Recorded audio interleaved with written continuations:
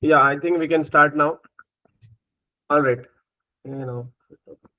So before moving on to the normal plan, what we have, I just need any one of you to give an overview of the pre-scene quickly. And the overview should improve every time, because I'm expecting that you're reading the pre-scene regularly. Okay. And every reading should give you good understanding. When I say overview, it's not just you repeat what's there in the pre-scene. You can always say what you understood from there. Yeah. So we'll go ahead to today. Anvay, can you hear me? Anvay Nikam, Yeah, I can. have you read the pre-scene? Yeah, once. Just once? Can Yeah. you give a summary what you understood from that? So, Cewmlator is a uh, car manufacturing, EV manufacturing company. I mean, I read this last week, so I don't recall Yeah, it very whatever well. you can recall. We've got like four types of car variants, and I, one of them is Twistex, and I don't recall that well at the minute. Okay, no problem. You can have to do tomorrow. Yeah. Okay. Well, sir, Siddharth,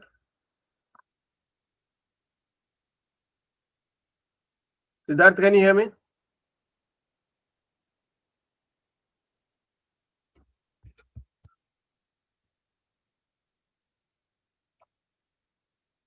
Raju, Yes, Ms. Pa. yeah. Can you please give an overview? Sure. Good evening, everyone. My name is Raju. I am a senior manager directly reporting to a board working for Cewmlator. We are located, or the head office located at Duxland, which is a developed country, and we are a quoted company listed into Duxland regulated stocks, and which began from 1968 onwards, and our reporting standards in IFRS. So to begin with, let's understand the mission, vision, and core values of our company. So the mission is to make the world a better place by providing desirable and sustainable motor vehicle, and the focus is to have a sustainable environment and contribute towards the society. That's what the mission aims about. And the vision is to be the leading manufacturer of sustainable motor vehicle. And we currently stand at the third position from the capital or the capture in the market, and we are aiming to become number one down the line. So our core values are is to uh, become consistently innovative and committed towards enhancing the sustainability, offering the highest quality in its products, and pay attention to the needs of the desired customers. So now, with this information, let's look at the type of EV cars that are available in the industries to begin with. So the BEV, which is a battery electric car, fully powered entirely by electricity with the large batteries. Some of the benefits and drawbacks are they are easily rechargeable at any electric source, and they produce very less emission, and the noise of the motors is little quiet. However, one of the drawbacks is that it is difficult to recover during battery outage, and it requires huge cost and arrangements to bring it back to the owner's location. And the next version, what we have is the plug-in hybrid, which is powered by the combination of both electricity and petrol diesel, and they are also rechargeable at electric source anywhere, and also can be chosen between power source depending on the small batteries or the fuel tank. Because it is a combination of both, then the battery size becomes smaller than the BEV version due to it includes the fuel tank as well. So one of the drawback again with this model is that they have smaller fuel tanks, which requires frequent refueling, and also they carry both ice tank and battery, leads to more weightage, and which will result in less power and the performance of a car in an ideal world. Um, and the third one we have is the hybrid. It's completely a petrol and diesel engine. So they produce lower emission due Yeah, to you the can fuel go efficiency. directly to the point. What we are doing and how it is, just to make it really shorter. Okay. Which one is Okay. the So filter, and make sure you add points. yeah. When you're talking Yeah. about summary, it's not just repeating. You can say, okay, we have 4 models. I think this model will be more successful, and this is what giving us an edge. Most of our buyers may be looking for luxury, and we are focusing Okay. on developed Got it. countries like that. Okay. Got it. So the fourth one we have mid hybrid, which completely works based on the motor, directly connected to the petrol diesel, and Cewmlator. We are also focusing this type of model that we will look at in the coming slide. So as I said, we stand at the third position from the market share by 15.4%, and Atom being at our top competitor at 16.7, and Dilson at 15.9%. So the main four types of cars that we manufacture, the first one is Cewmlator Tiny, which is a small version in size, and this is typically suitable for a short journey and can carry two people. It ranges between 143 kilometer, and the factory where we No manufacture. need to go that detail, Raju. Okay. Overview means just 2 minutes. Okay. Last thing, in 1 minute, talk about the board of directors. Okay. Just in 2 minutes. What is the, maybe you don't need to go through the entire members. Say what is the strength, what you see in the board of directors, what is the weakness, how it can be improved. Just 3 questions. Okay, so overall board of directors, we have 5 executive directors and 3 non-executive directors, 1 chairperson. So in general, it is a fairly balanced board of directors team is what I can say. So the overall skills sense of a board of directors is we have directors coming from a strong research and development industries, and also we have some of the directors who have extensive experience in manufacturing industries.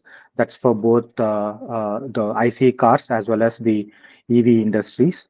And also we have a director who was a strong or who was ex-political person who can be of use when it comes to managing the political risk. And also we have a few directors who have strong relationship and bonding with the universities where we can bring in attract a lot of talents from these universities. However, on the flip side of it, we do lack from the technology standpoint where we do not have a IT specific director. Maybe even if we have that, it will be good for the board of directors. So, and also we need to increase the balance of board of directors where we need to increase the number on the non-executive side. Maybe the IT skills that we are looking at could be increased on the in non-executive directors standpoint. Great. Thank you. Thank you.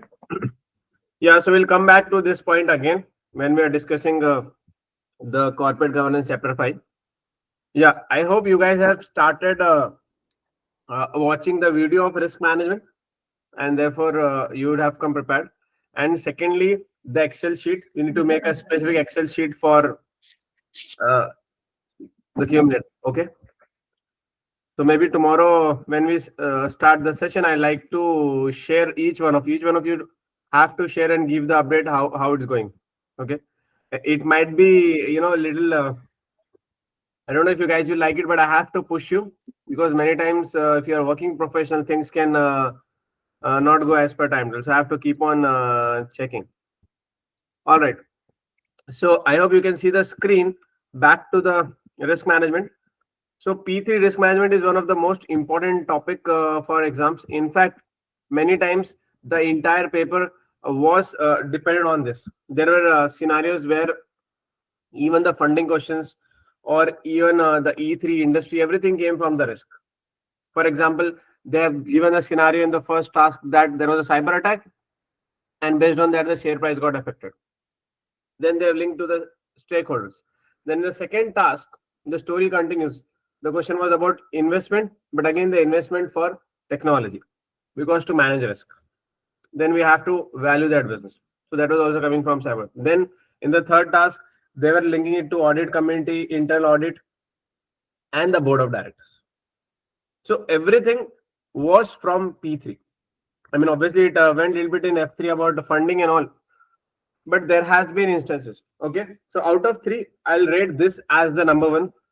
But again, it may be sometime, but I have not seen any variant where they have not given any questions from you. Okay, and how we can do that. So the smartest technique we can follow, what we agreed in the previous sessions also, is we'll come up with the top 50 risk what our organization is facing and how we can mitigate that. Okay, I hope you guys have started working on it, and as we discuss further, you'll get more points. And we'll use some basic things. For example, when we're coming up with the risk management, we have to see cost and benefit analysis. If we are saving $1,000, we cannot invest more than $1,000. That doesn't make sense. Okay, as we already have the pre-scene and we have done the pre-scene analysis, so we'll try to take examples from there itself. No need to keep a lot of generalized examples. We'll take examples from different industry if it's not related to Cewmlator. Okay, and simultaneously we'll see what type of question can be asked here and what can be the answer. Okay, so we'll make it more of a discussion.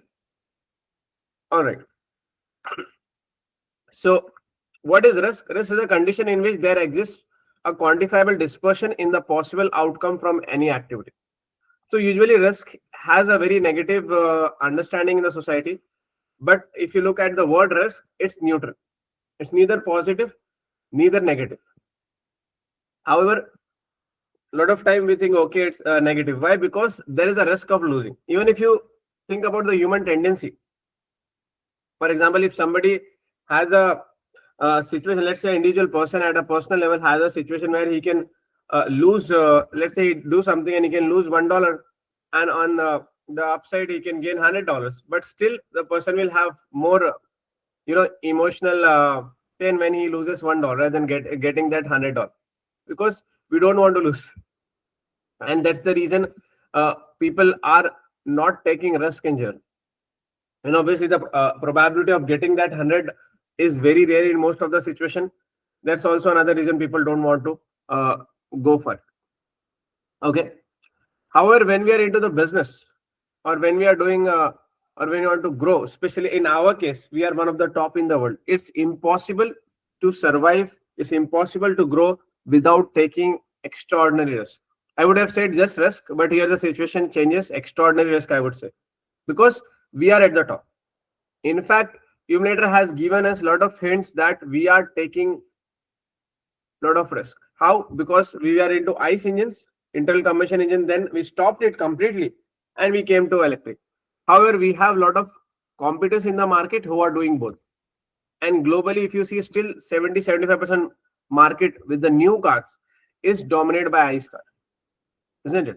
So we have taken risk, and so far it looks good. We have seen the financials also, how it improved from last year to this year. It's going positive. The revenue has gone up, the profit has gone up, and it's not just for us. Even our major competitor in Duxland, Atom, their revenue and profit has also gone up. So the industry itself has given the dividend. Okay. Now there are two sides of risk: upside risk and downside risk. In fact, we can make it into three also: upside, speculative, and downside risk. So there can be a small difference with speculative and upside. So first we'll discuss speculative risk. Speculative risk is very easy to understand. Usually when we are, let's say we launch a new product. For example, Cewmlator tomorrow says, okay, we'll come with electric buses or scooters. It's a speculative risk. Either we can gain from it, either we can lose from it. So most of the risk we'll see for our business is speculative risk. Then upside risk. Upside risk, if you go specifically, is just opposite of downside, where we know the situation will be positive. It might be a small benefit for us or a bigger benefit for us. Let's say a scenario for upside is improved relationship with the government. So if you have improved relationship with the government in Duxland or maybe in different countries, it is benefit for us. How big it is, that's a different question. Then totally opposite to that is a downside risk. Downside risk is a situation, or pure risk is a situation where we are losing. For example, let's say there is a cyber attack, or we have lost one of our key employees, or maybe there is a negative news about the company in the media. This is a downside risk. Okay. So in risk management, we have to mitigate all three of this: upside also, speculative also, downside also. Clear? Now you must be thinking, okay, in speculative risk, it makes sense that we have to manage it because it can go upside and downside. But why we are spending our resources in upside? Because anyways we are gaining. Or same way in downside. Why we are investing resources in downside risk? Because anyways we are losing. It's not benefited for us. So the answer for that is, if we are gaining, we are not happy just to gain a dollar. We need to make it $10, $100. Keep on improving. Same thing with the downside. If there is a problem, we cannot say, okay, it's already a downside risk, why to invest resources? We have to mitigate the losses. So in upside, we are investing to get the highest benefit, and in downside, we are using risk management to mitigate the losses. And obviously in speculative, we want eventually that thing to come at upside and to get the benefit out. Is that clear? Can anyone quickly give another example for our business? One upside, one speculative, and downside.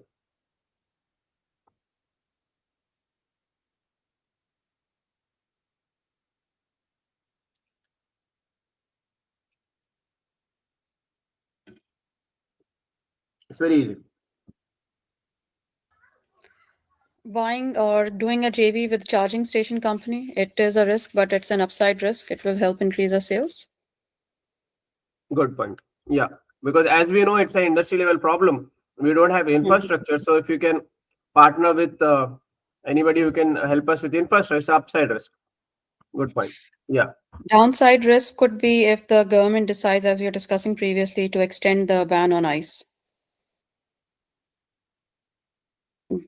Right. Or if you don't agree, you can let me know. So you are saying government is extending the ban, right? Yes. Yeah. So it's a downside. Downside only, right? Okay. Yes, it's a downside because definitely it's not a positive news for us. It's a negative news. Because if that would have happened, our business would have grown faster. Yeah. Speculative, anything?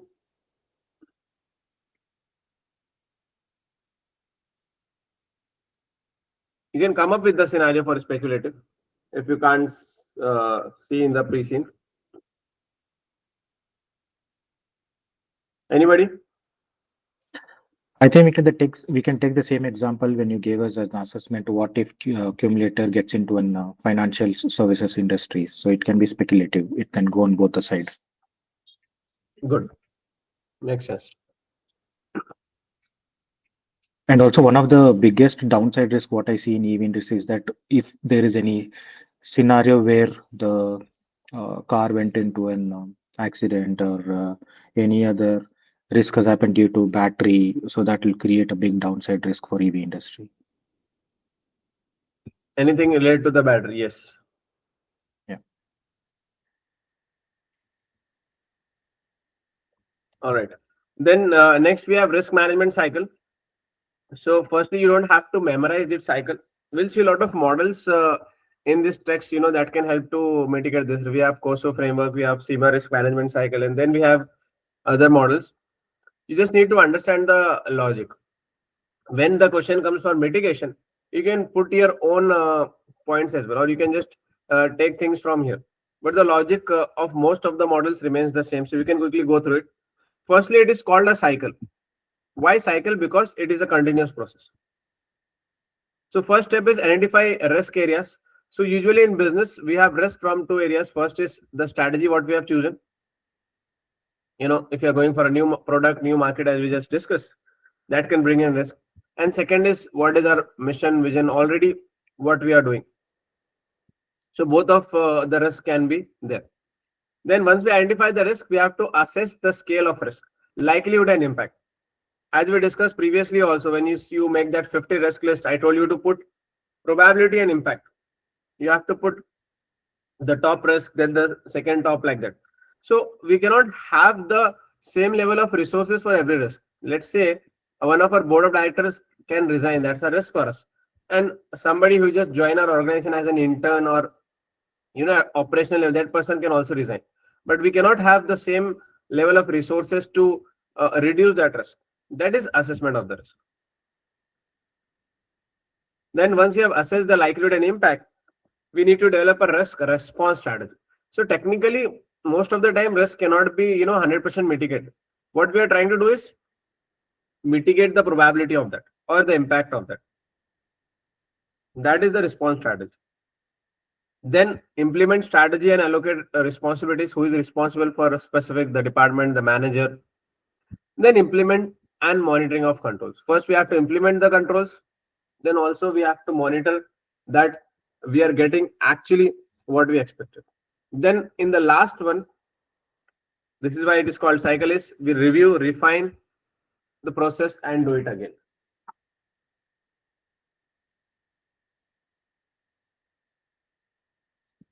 So we'll improvise. Let's say last time it was 80% effective. So we'll try to achieve 85%, 90% this time. And obviously, every year, or even if you talk about every 6 months, the risk of the organization and the industry keeps on changing. So we cannot have the same level of controls what we have last year for the next year. Let's say 2025 was really good for us. Now in 26, we are facing a new risk. If we see in the industry, in the real world, in 25, it was a lot of positive news. But on 2026, it looks like the government is not ready to support too much to the industry. The risk itself has changed in the industry. So the mitigation plans should also change. So overall, it's very logical. Okay. If you have any basic question, anybody, please stop. Please stop me. Okay. We can take more examples. Now, I think Misbah, sorry to stop you. So Yes. one thing in the whole concept of cycle, what we maybe missed is that information for decision making. So communication is the key here at different stages, and right information at the right time will definitely lead to the better decision making. All of this rolls up to the yes, good point. information And is that's the important. reason we have got specific committee called risk committee. So usually risk committee is not mandatory for listed companies in UK. We need to have audit committee, remuneration committee, and nomination committee. Risk committee is good to have. So we have it. And this is how the communication will improve.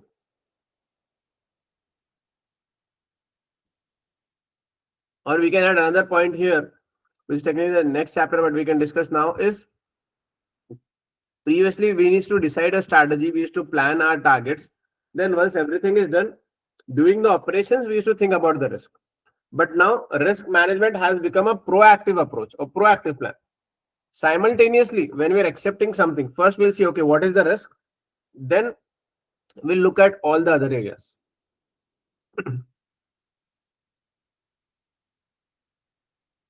If you're looking, for example, a SAF model, whether it is suitable, acceptable, feasible for us, we'll also see whether the risk, what it brings in, is within our appetite. Because every company will have a different risk appetite. Or do you want to go ahead with it?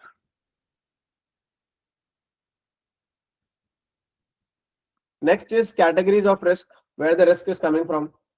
Honestly, if we say, there can be so many categories, but they have just given the most important one here, so we can discuss that. First is political, legal, and regulatory. Technically, all three can be different also. Political risk is referred to when the government has changed or is about to change. Legal risk is we already have a legal compliance or something. Regulation is good today, but tomorrow the regulation can change. But directly, indirectly, everything goes this to the government. And as discussed so many times, this is one of the most commonly asked questions. Especially last 2 years, they're asking so many questions from the political risk or legal regulatory risk. Okay. So the first risk, political risk, arises due to political instability, especially the current situation, the geopolitical situation is not good. For example, if you see what is happening now in Bangladesh, is one of the good example. Then there was issues with Sri Lanka, and a lot of countries have faced this in Europe, in Asia. Imagine we have our manufacturing there. Or if you want to understand as a best example, political risk in for companies, Bangladesh is a good one, but maybe not for our industry, You can see clothing industry. So most of the clothes we see globally, they are coming from there.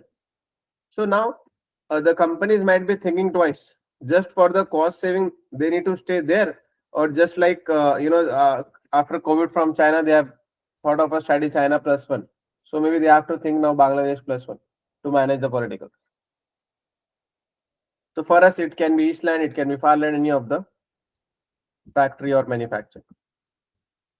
Then legal or litigation risk is the risk that legal actions brought against the company. So we can have a legal action, somebody can put a case. Technically, in our case, it may be due to batteries issue, or if it catch fire. So we need to be very clear with our contracts. A regulatory risk in change in regulations. If you have more compliance, compliance is risk of non-compliance. So if you don't comply, we have to pay fines. It can be reputational risk. And why will not comply? Because the compliance itself has become difficult.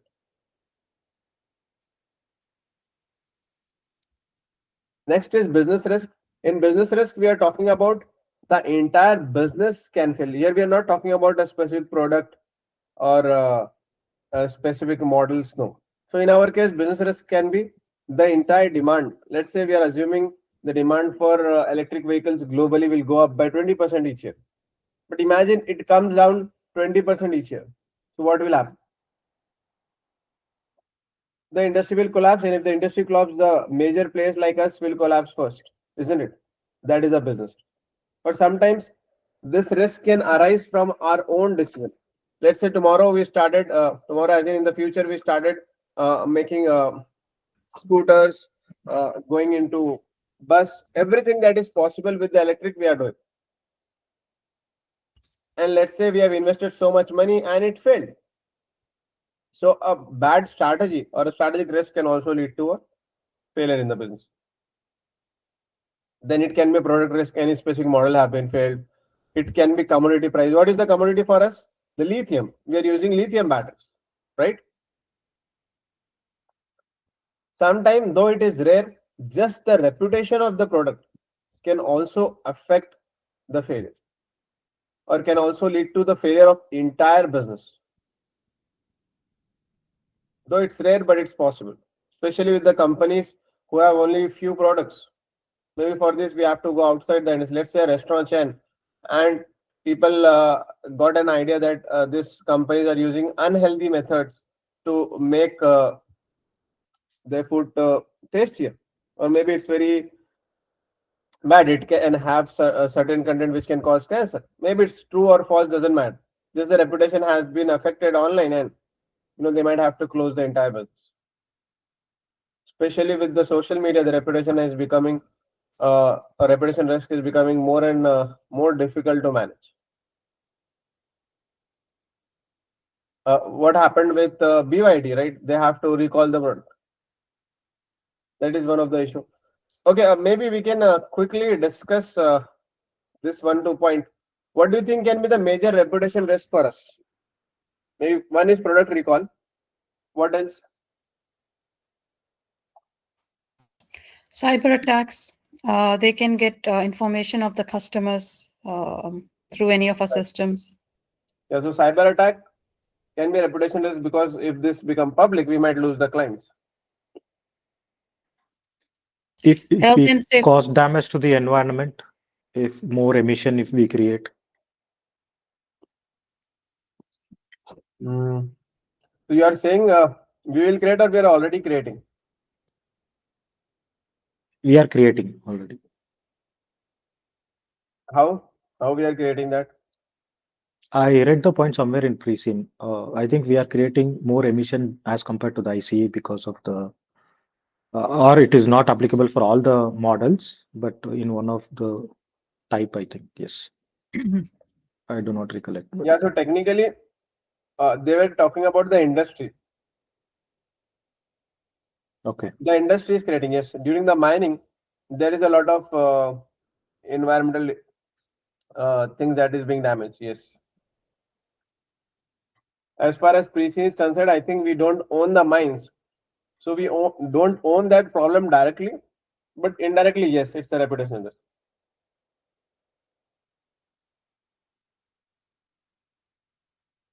What else?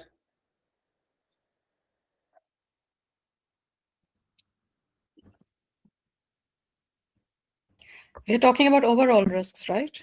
Just the reputation risk. What we can face.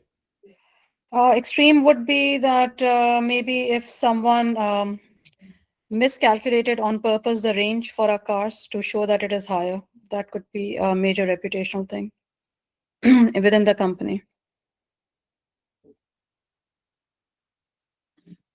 There could be damage from within the company also and external variables also, right? So some of the reputational damage might even take place from someone doing something wrong internally. Right. We have promised something we didn't deliver. After sales service was affected. So what we promised, we have to do. That is reputation.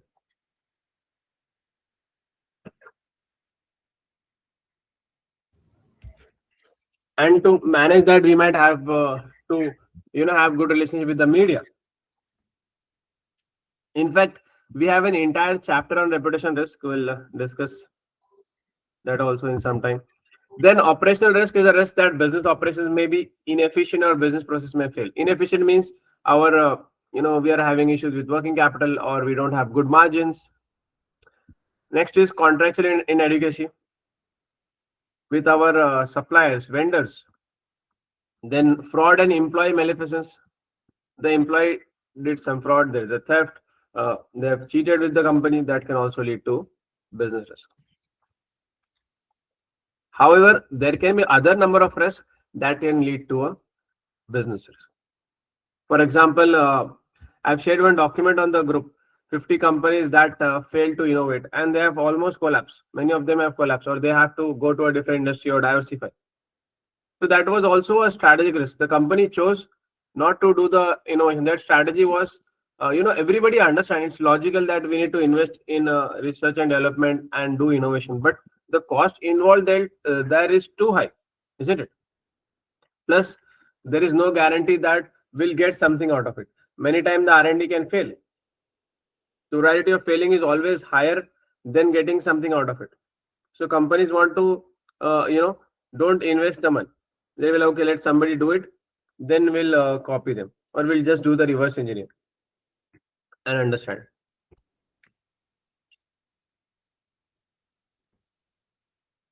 Next is economic risk.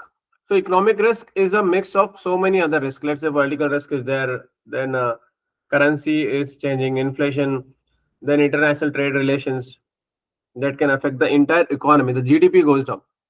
The per capita GDP is affected, or it can go up also. Both can bring the risk. Now you must be thinking, why if it goes up? If it goes up, it can attract lot of competition.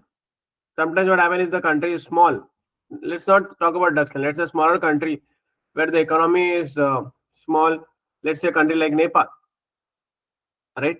So not a lot of big businesses want to come there because they don't see it worth. But tomorrow, if the country becomes very rich, everyone will think, okay, let's have our branch there or do our operations there. So we have people who can afford, let's say, luxury brands.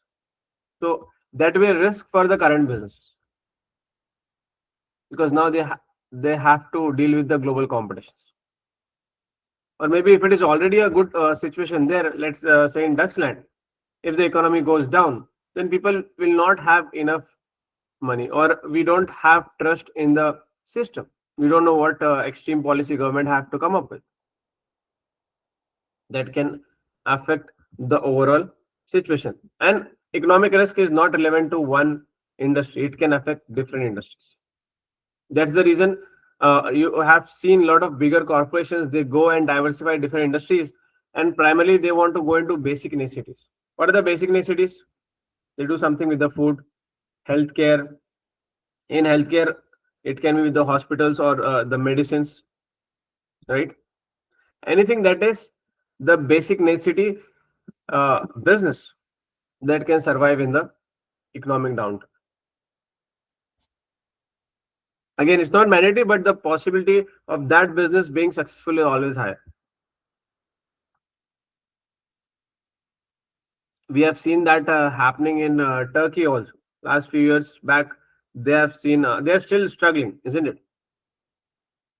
So the businesses have faced a lot of issues. A lot of business actually collapse. Then next is financial risk. In financial risk, we have a dedicated chapter for that. But just for the intro, we have talking about credit risk here. Let's say if somebody doesn't pay. How much is our receivable? Can anybody remember that?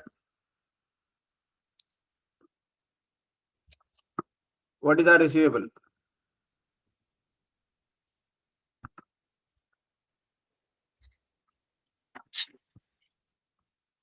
It's 3.3 million. 3.7. 3.3 billion. No, 3.7 is bank. Oh, sorry. 3.3, yes. Yeah. So it's by 2.7. Now it has gone up to 3.3. So when we are talking about financial risk, this is the credit risk on the top. Especially when we do B2B, business to business, this risk is higher. And irrespective of how strong our controls, our contracts are, every business will have bad debt, right? In fact, as per accounting, IFRS and all, we have to do a provision for doubtful debt, right? So we need to make sure that the risk is reduced. Political risk can also lead to financial risk. How? If a new regulation comes in and now we have to pay extra, that leads to financial risk.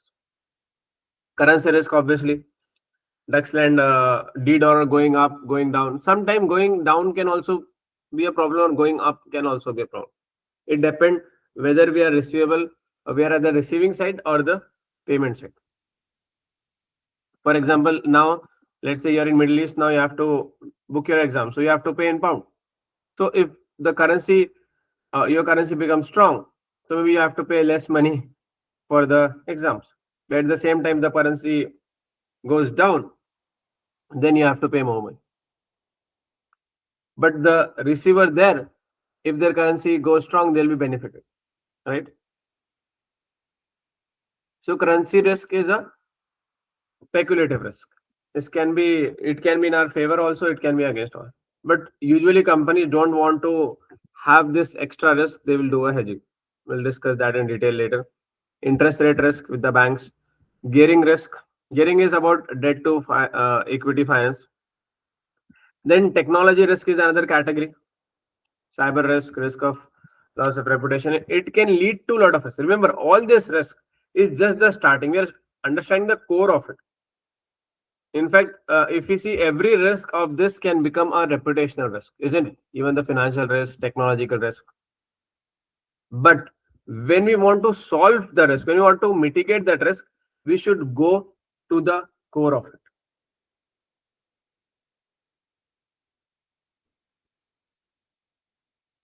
Environmental risk that arise from changes in environment, such as climate change, natural disaster.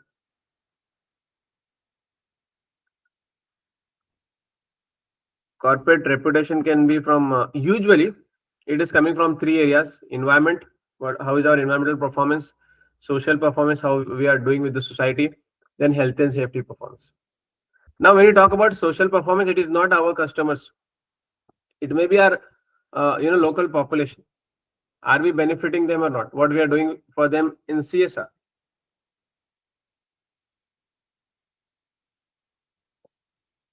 Right? Now, risk in international operation. So we have all this risk, but once we go international, on the top of that, we'll face some of the major risks. First is culture. Every country have a different culture. Let's say now in Duxland, we are going to, let's say Duxland is in Europe. Now we are going to Asia. So we'll have a cultural issue, isn't it? Then litigation. The rules, regulation are different in new country. Credit risk. Getting your money back can be very difficult. The laws and regulations can be difficult. Items in transit. Goods lost in transit, especially with the manufacturing companies. Financial risk, foreign exchange risk, interest rate risk, this also goes up.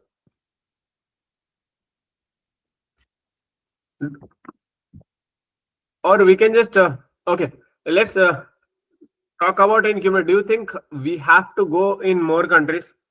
They have not specifically mentioned that we are in X number of countries, but we can understand that we are selling globally. or at least in most of the parts. That's the reason we are, top 3 in the world, and we have manufacturing and everything also in different countries. Do you think we should continue going in new countries, or we should maybe come up with the products first? Or if you want to go ahead with the international operations, how do you think we can manage this risk? Or maybe you can say which one can be the number one, you think? Is it a culture or litigation?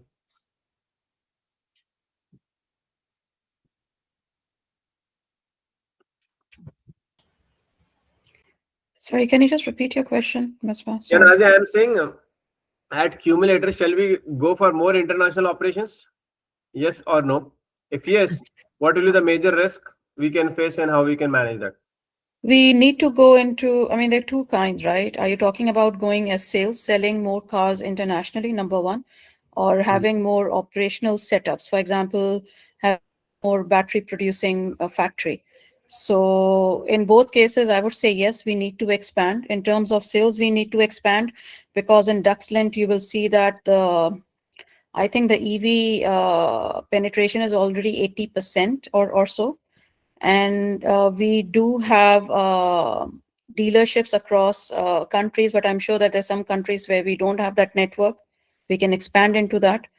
The risk which we will face, first of all, will be political because we are completely going into a new country. So the first major risk will be political because we need to understand the political scenarios and all of that. And it would also be, currency risk because it's international operations. The same can be said about if we want to expand our factory operations, if you want to buy a factory or if you want to set up a new factory. Again, political, very important. Currency risk, not just currency risk, then the investment risk would also come up, how to get the money for that. All right. So maybe, if you're just going for sales, eventually you might have to do a manufacturing also there, because the strict regulations are coming up, or it's not regulation, we can say maybe the compliance, the taxation to safeguard the local jobs, that can also affect the overall strategy. And that's what BYD is doing. They're at least having assembling their product in different countries. So instead of putting a label of made in China, they'll say it made in local.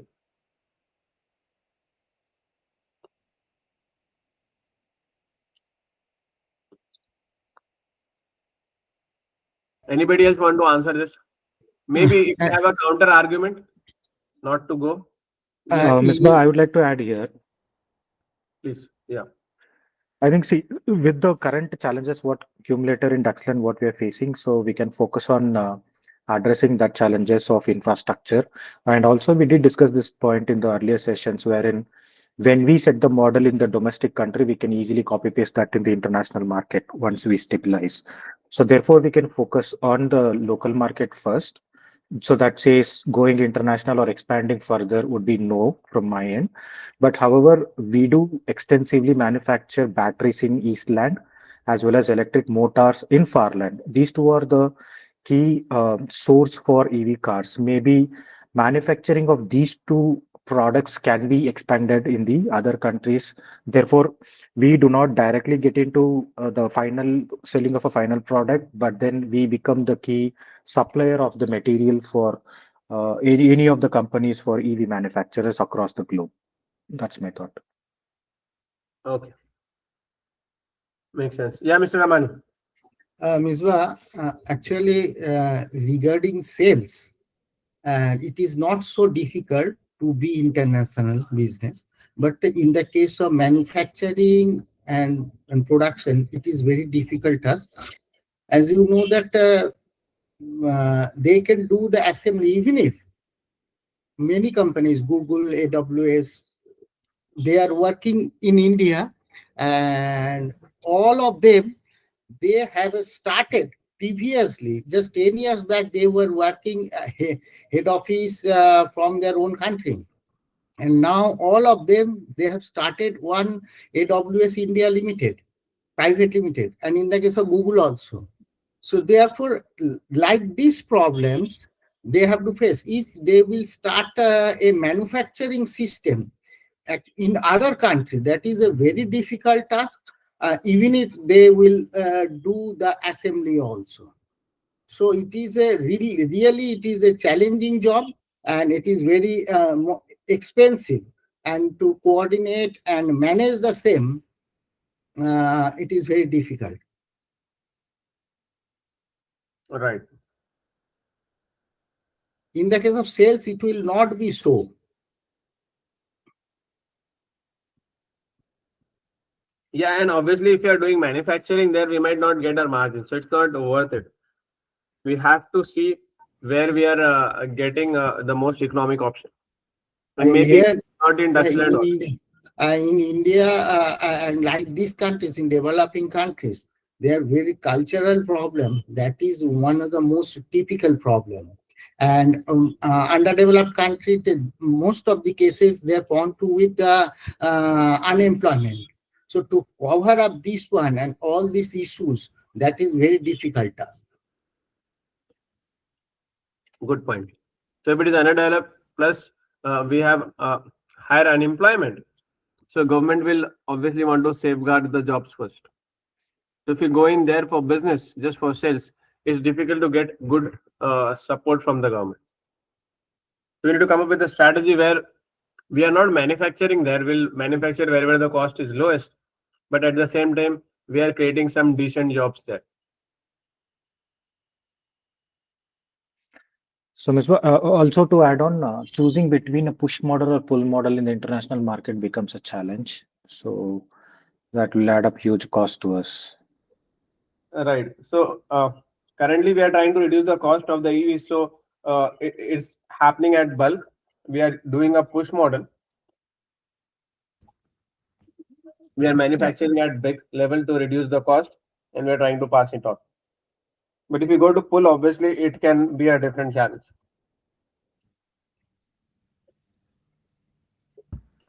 The cost can go up.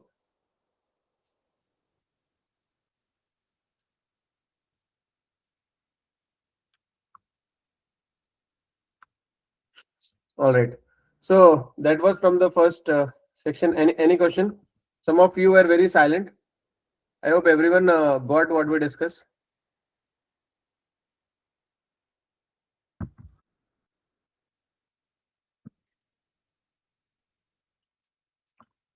Haslan, are you there?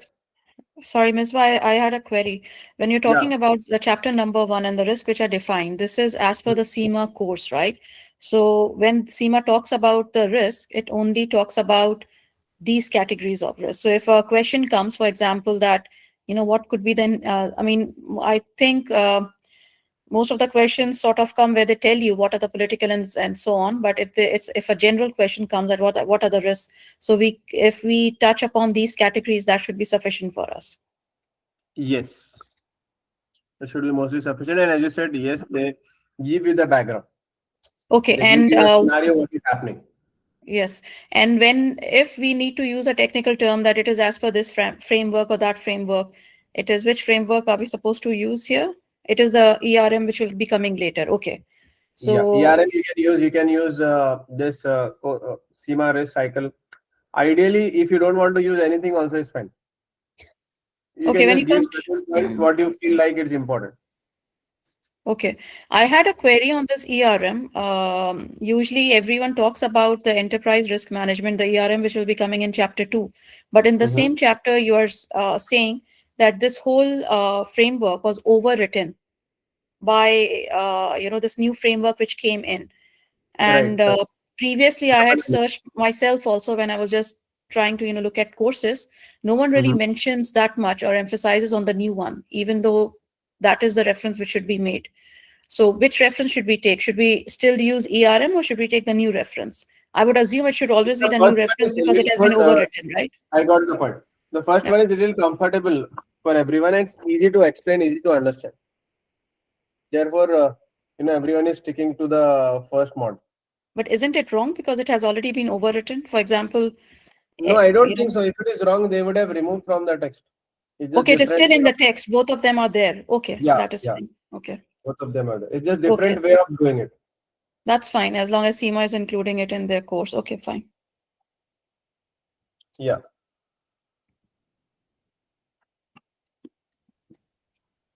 Yeah, I was asking, Hasnan, can you hear me? Yes, Ms. I'm here. Are you following it? Yes, I'm trying to follow it. Okay, thank you. Arvind, those who are joined,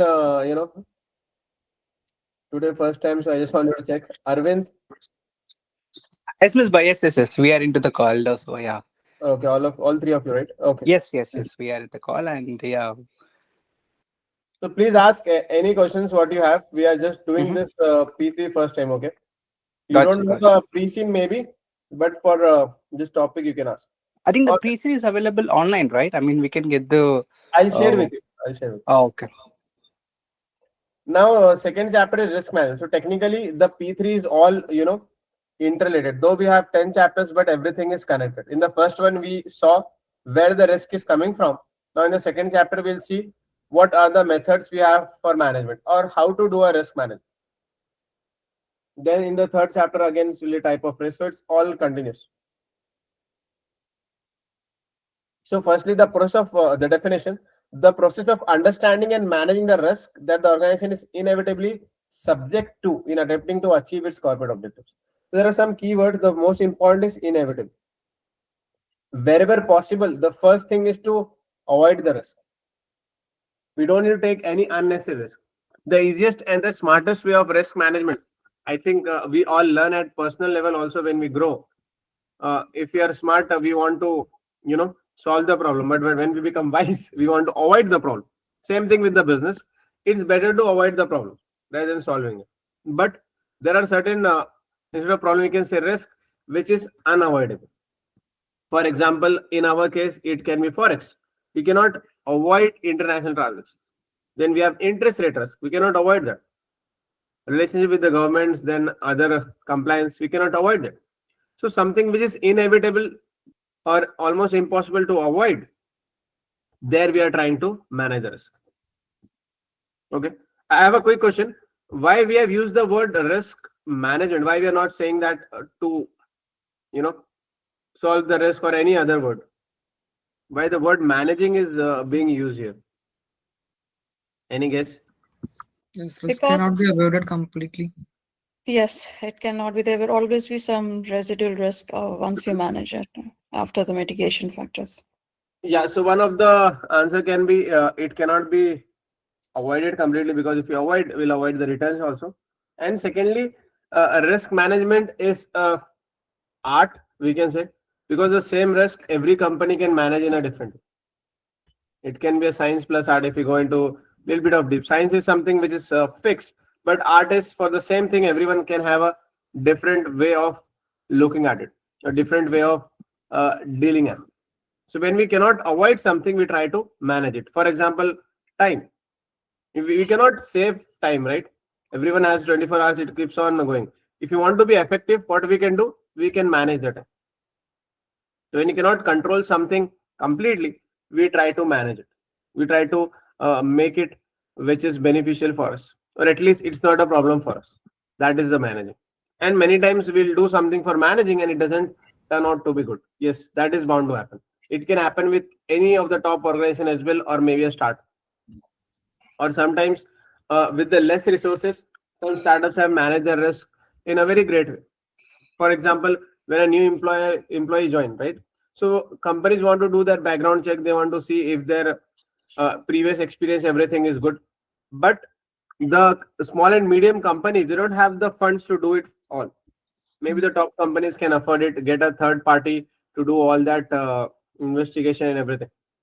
But they will maybe just call the previous manager, and or maybe in the interview itself they can ask specific questions for the previous projects they have worked.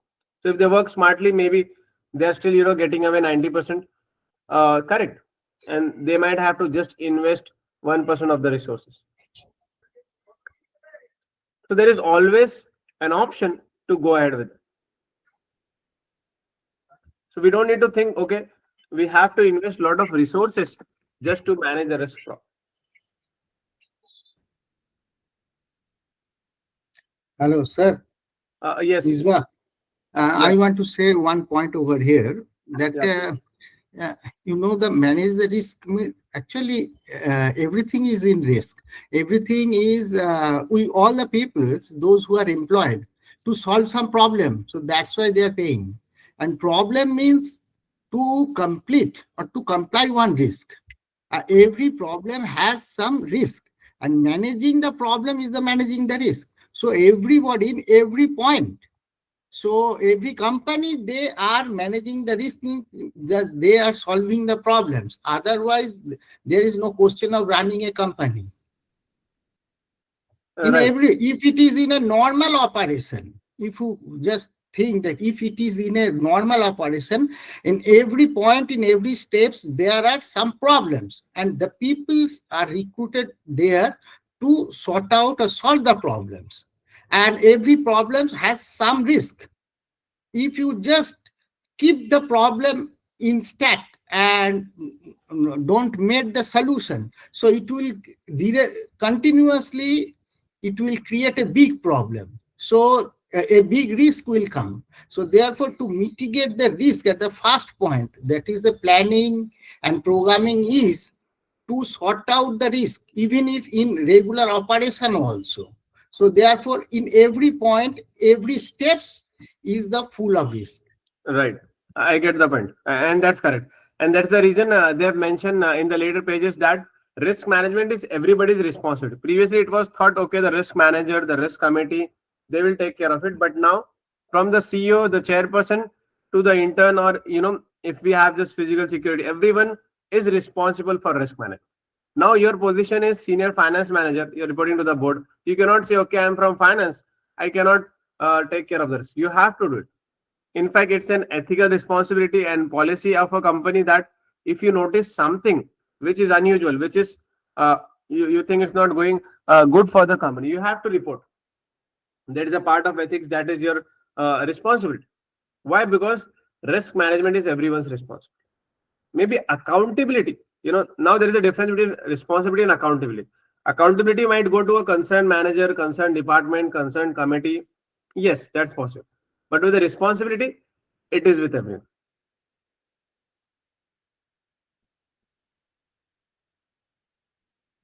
You can mention this line in your answer also, that risk management is everyone responsible, especially if they ask a question in a discussion form. Sometime, okay, what question can we ask? They might give you a scenario like something has happened, or maybe we failed to manage certain risk properly. Okay, so the question can be, they are blaming the risk committee, or they are blaming the internal audit, or the controls what we have done. So if it is a discussion, you have to talk from both the sides.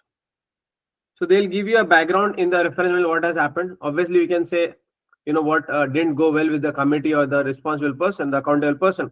But at the same time, you can say it's everyone's responsibility. And even if you have the best committee, best people, it's impossible to say that every time will be successful. There might be some problems that can come. So if we just say, okay, one issue happened and want to change the entire committee or change the entire team, it might not be giving a good signal to the employees, or it's not how things work around, right? We have to be practical. You just need to see what is our effectiveness, or maybe if you want to actually understand, we can benchmark it with the industry. We can see what is happening in our industry, what is the percentage, or maybe a similar risk if that happened in other companies, or maybe in other industries. There also we can see what is their effectiveness.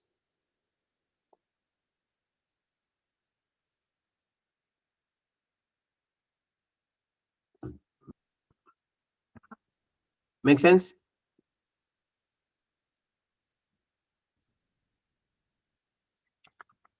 Now ERM, enterprise risk management.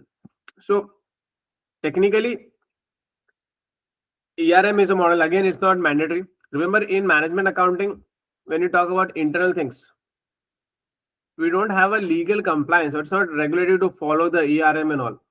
But it is suggested because it's globally recognized and it has a lot of positive feedback.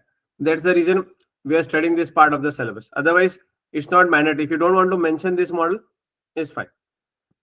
So what it is, a process affected by entities, board of directors, management, other personnel, applied in strategy setting and across the enterprise, designed to identify potential events, that may affect the entity and manage risk to be within its risk appetite. Risk appetite means how much risk we can digest to provide reasonable assurance regarding the achievement of entity's objective. Reasonable assurance. So many times when we have our objective, we'll do the risk management and we'll assume, okay, there is some kind of assurance we'll achieve our target, or at least we'll achieve 70%, 80%. So what is the principle of ERM here?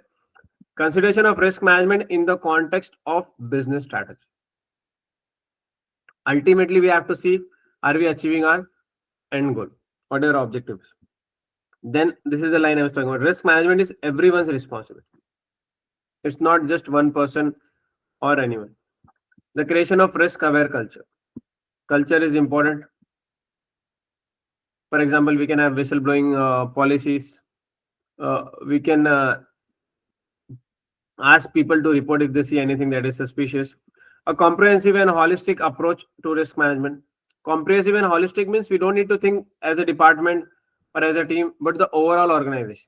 Because many times what happened, two departments must be competing against each other or they are not collaborating, which is not beneficial for the company. Then consideration of broad range of risk. We don't need to limit ourselves. Like in the previous chapter, we saw categories of risk. Okay, that can be a starting point, but we cannot limit to that. We need to have broad range of risk. Why we need to have broad range of risk? Why do you think we need to have broad range of risk? Some of the risks are directly or indirectly interconnected. Okay. What else can be the reason?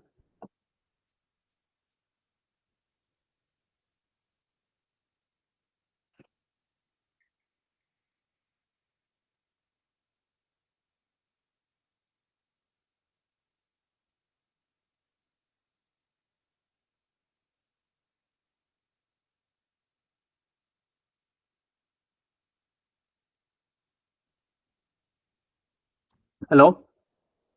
Why we need to have broad range of risk? Why do you think?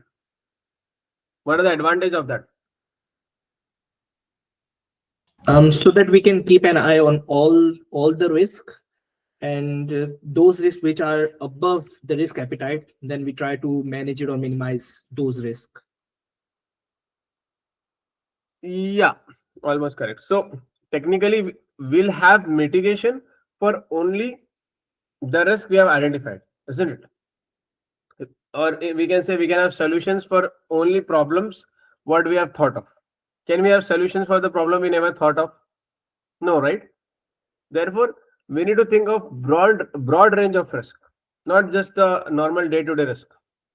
For example, when COVID happened, it was a lockdown. There may be few companies, maybe very few globally, those who have thought something like this can happen, and maybe people might not be coming to office. So they're already ready with the work from anywhere system. Or maybe when the first wave came up, that time they have made a quick strategy for that. Right? So risk what we take is for day-to-day operation, but we have to go beyond that.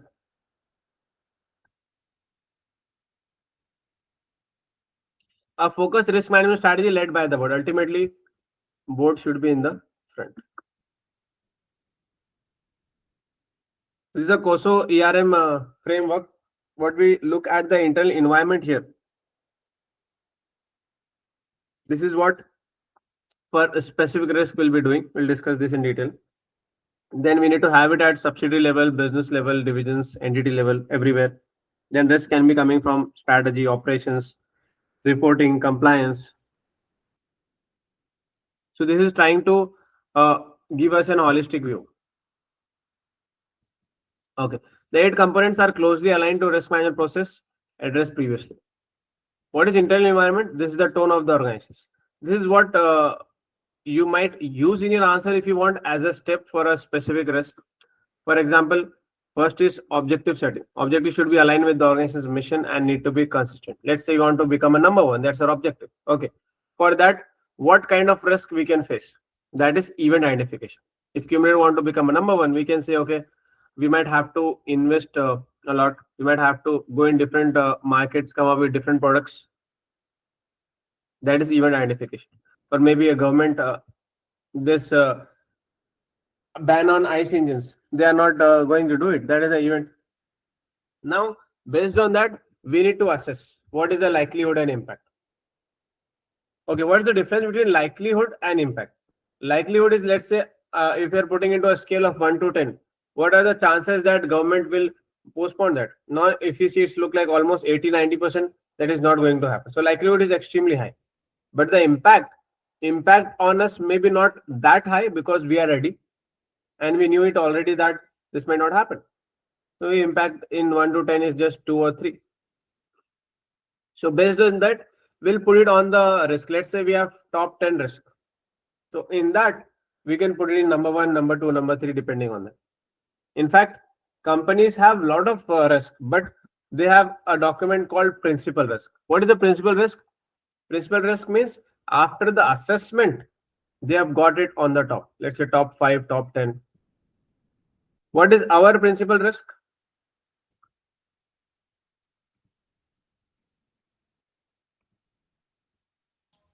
It's the It is supply of about it. lithium. There's a principal risk, the risk register or the risk report which they have put in. Right. I hope you can see the different screen. Back to pre-scene. Okay. This is our principal risk.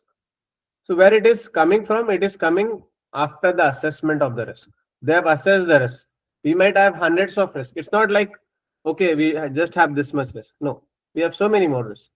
But we have considered this as the top risk. We have considered this as a principal risk. Why the principal and residual risk are same? No, the residual risk is when you have put the mitigation, and after the mitigation, what you have accepted, that is a residual risk. It's totally Okay. different. The Okay, definition itself. Principal is like the top risk what you're facing in your organization. Okay. Okay. Understood. Thanks. And or maybe we can say top risk what we feel. The word top depends on you. You are deciding what is my top risk.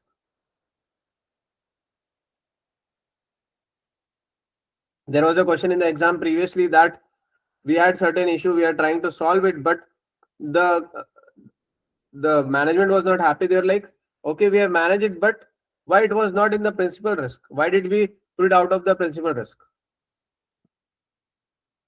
The choice of principal risk is also very important. Do you think we have missed any principal risk? It should be major risk for us. We have discussed this already. If you want, you can quickly have a glance and tell me, do you think they have missed any major risk? Cyber risk has been missed out. Very good. Yes, cyber risk have been missed out. And we don't have anyone in the board of directors. They have not talked about it. They have completely missed it out.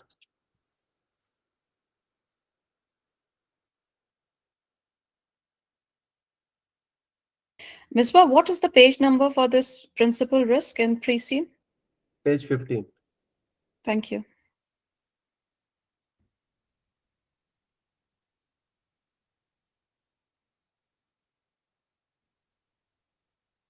Maybe take 1-2 minutes, just have a quick glance, then tell me what do you think is missing here.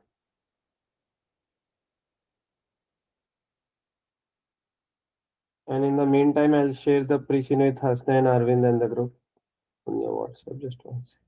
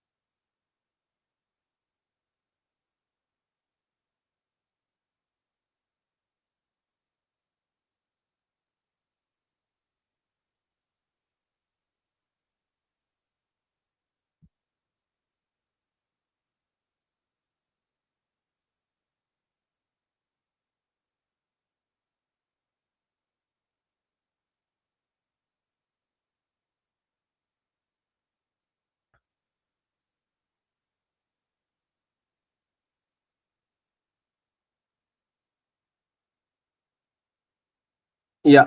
Ready?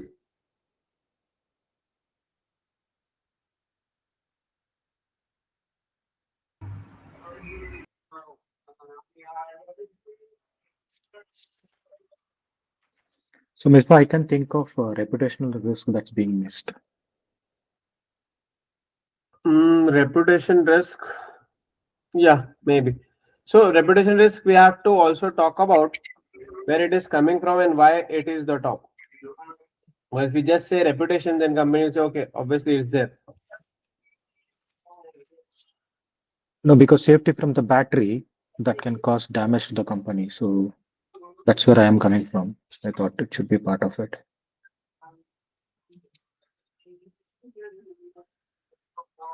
Right. So we can mitigate by a frequent check of the battery condition, health of the battery.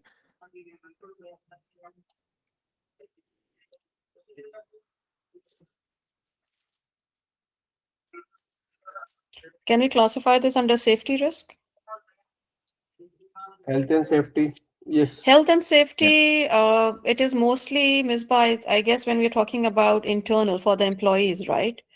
So when we're just talking about the battery, like was mentioned. For the user we are talking about. Yes, User for the safety. user, how would we classify that? Safety risk or no, it Yeah, would it be can be a product safety, risk. product safety. Product safety or product failure, something like that. Product safety. Yeah.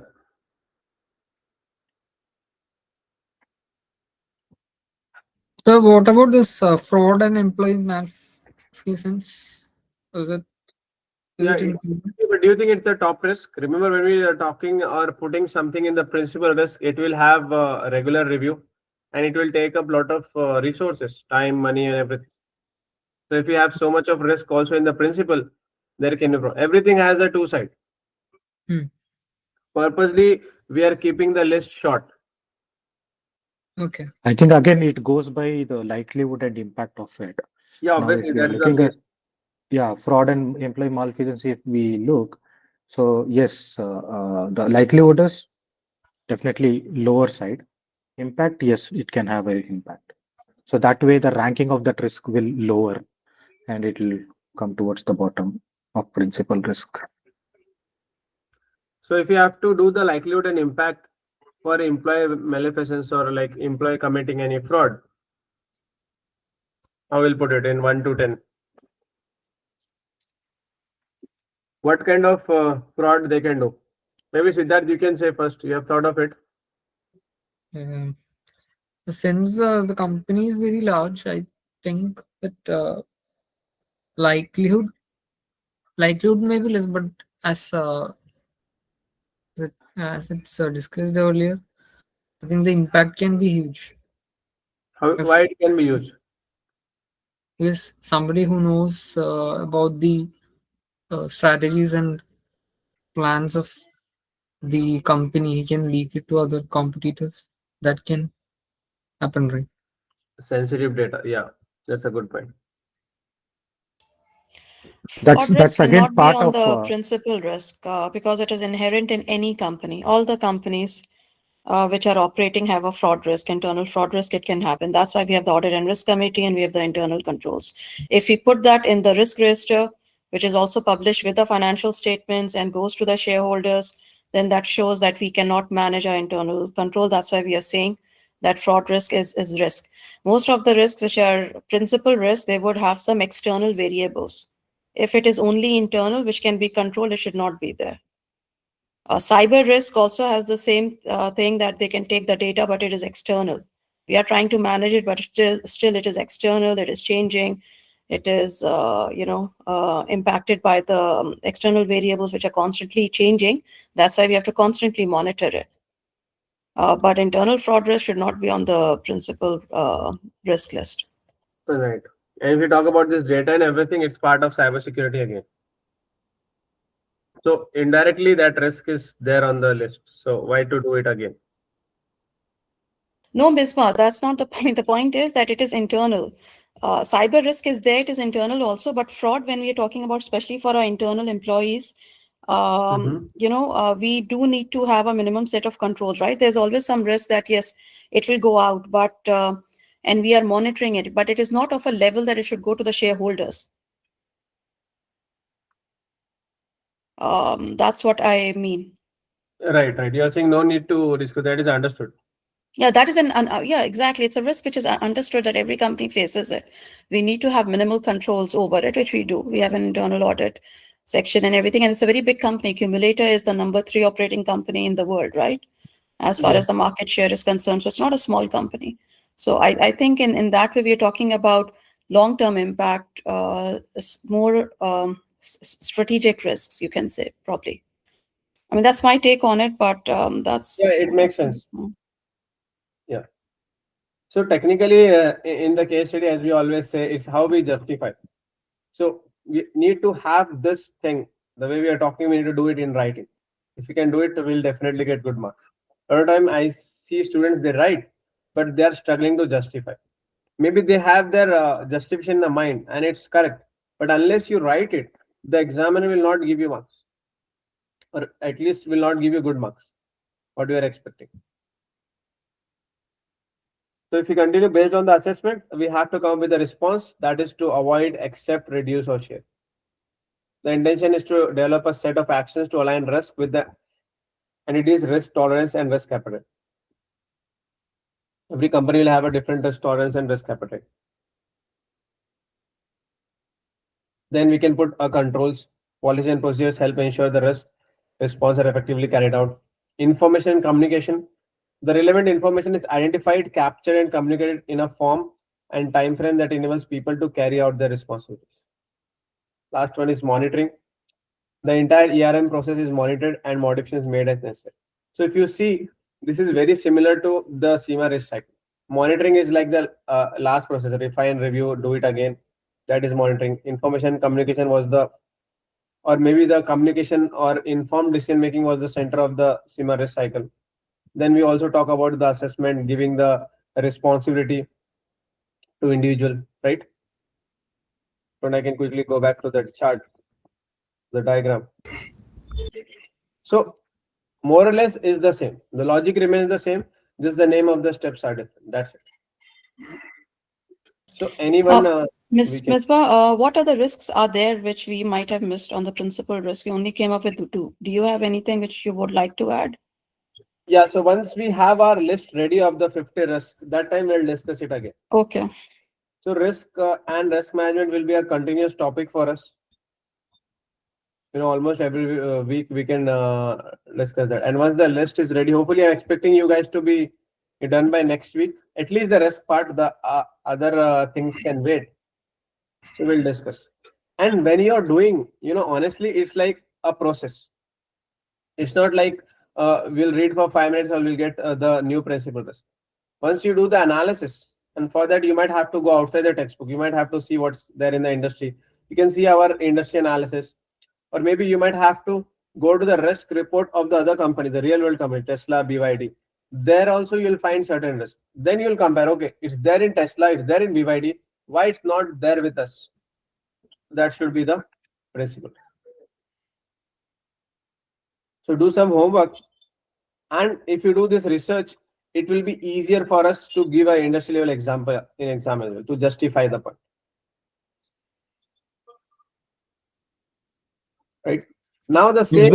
Misbah, one point which I was thinking that if in the industry, Atom has merged with other company like Duxland or other company and may create a risk for the Cewmlator in production. So you're saying our competitor goes and yes. acquire or merge with other companies?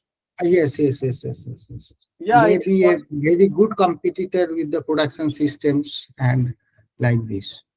Right. So it cannot happen in the top 3 because of the anti-monopoly law. It's very difficult. The government authorities won't allow. But there is a possibility they can go and acquire other companies. Yes. Or maybe we can also do that, or we should also do it. Remember, we are just discussing about the new market. So the entry to the new market can be through acquisition. I'll quickly go with the top companies. Yeah, I hope you guys can see the chart. So Atom is there, Duxland, Cewmlator. So these three companies, it's very difficult for a merger or acquisition. But anything from this, if we pronounce this like Elcro, we have Gorses, anything here, Norton, Runbot, Trevator, possible. You know, this can be an entry to a new market. But Misbah, so it all depends on the scope of details what we get, either in pre-seen or unseen, right? We cannot simply randomly We hit don't have without any anything. information. Yes, in the exam, We don't have any. you call it unseen. Yeah. Yes, they will give you the details. They Right, will never okay. ask you any question on assumption. They'll Yeah, give okay. you a background of that. Every Okay, okay. question will have a reference material. Mr. Ramani, your question was, what if our computer collaborate? Was it? Yes. It may be that just think that these bodies, they are expert in someone production, something. So Atom may, they are weak in that point. So they can make a tie-up. So like this way, one alignment may come. That means my weak point can be purchased from outside company. Yes, that is possible. It can be for And synergy. You know, we call it a synergy. Yes, energy, yes. So like that way, we can be a better than the accumulator.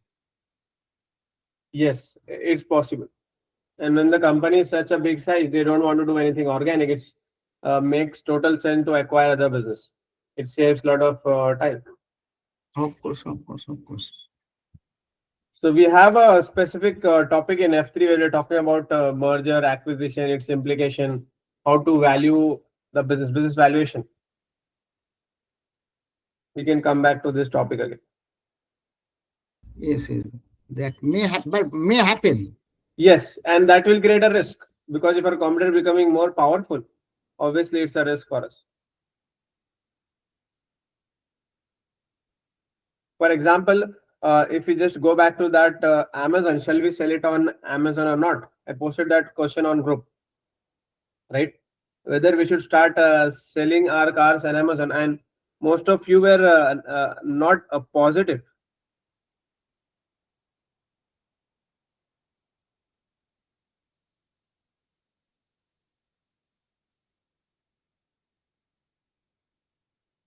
So one of the reason I was thinking why we should not be positive or not doing it, again, we can have arguments from both the side, because Amazon is such a big organization. Maybe tomorrow they can come up with their own EVs. Don't you think they can acquire any of our competitors, especially the smaller players?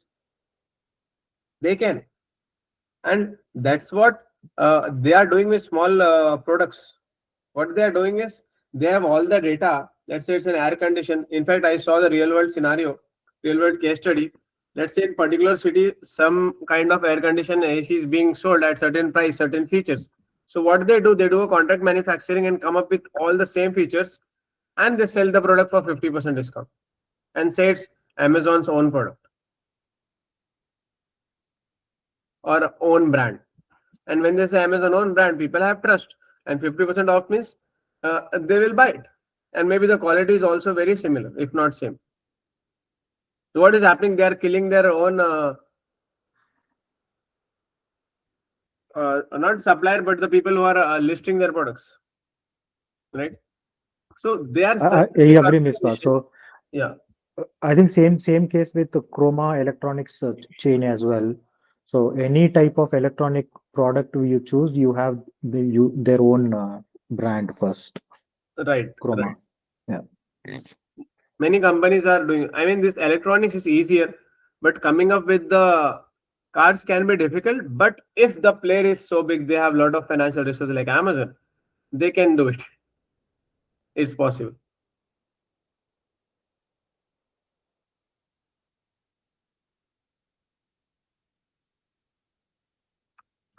Okay. Now ERM update, the logic remains the same. Just the wordings have the words have been changed, or they have combined the things. Here, what we are talking about, the governance and culture. Governance and culture is they are linking to the risk appetite. Then strategy and objective setting.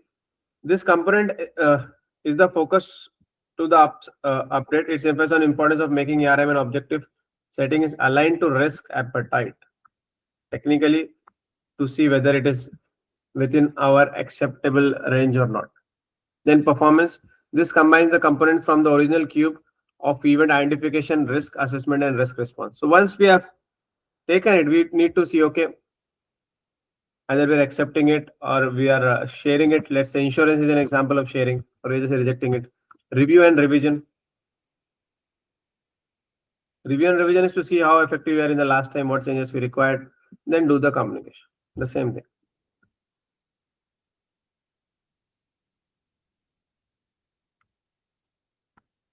What I would suggest for you guys, to keep it simple, you can just say any risk come in or any risk we want to do it. First we have to identify, or if they've identified in the question itself, second step you can talk about the assessment, the likelihood impact.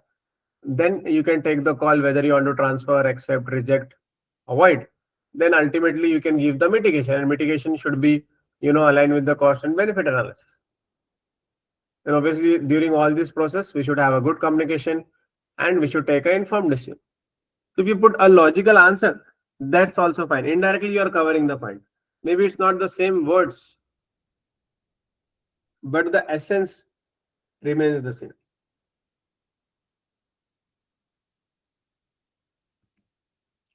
So what are the benefits of ERM? Or we can say in general, the benefits of risk management in our decision making. What do you think is the top benefit here out of this for our business? Can you read? Okay, let me zoom in.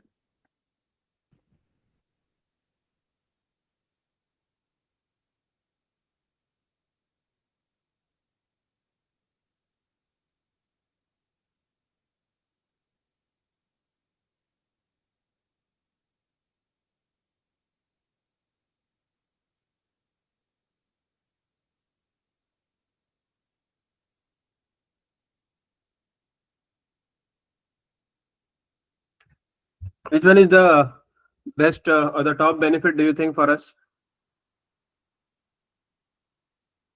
Maybe reduced cost of finance is one. Maybe not specific to the industry, but usually if the company is managed properly, the risk is managed properly, the banks or the finance providers are happy. I agree to it, Ms. Also, when we looked at the financials for last 2 years, we could also see there is a reduction in cost of goods sold that can be relating to the reduction cost in operations as well. Right.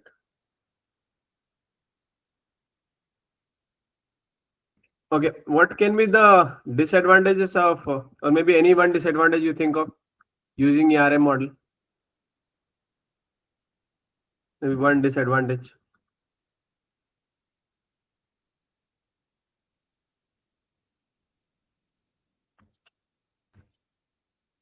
It could become expensive because it involves resources. Not really a disadvantage, but this could be one of the downsides if we don't weed out the risks and do this framework on all the identified risks, I guess. Right. So if it becomes just like a compliance, so everything we are trying to do it through ERM, and maybe it doesn't require that level of resources and commitment. We are overdoing it. So we are wasting the resources. And there is no guarantee, or there is no, definite proof in the market that using ERM have been beneficial than others. Maybe other risk strategy also works. Yeah, measuring the outcome will be difficult, you're saying? Measuring the outcome or measuring the difference in outcome compared to, let's say, CIMA risk cycle and ERM. So we don't have an, definite proof that ERM is better.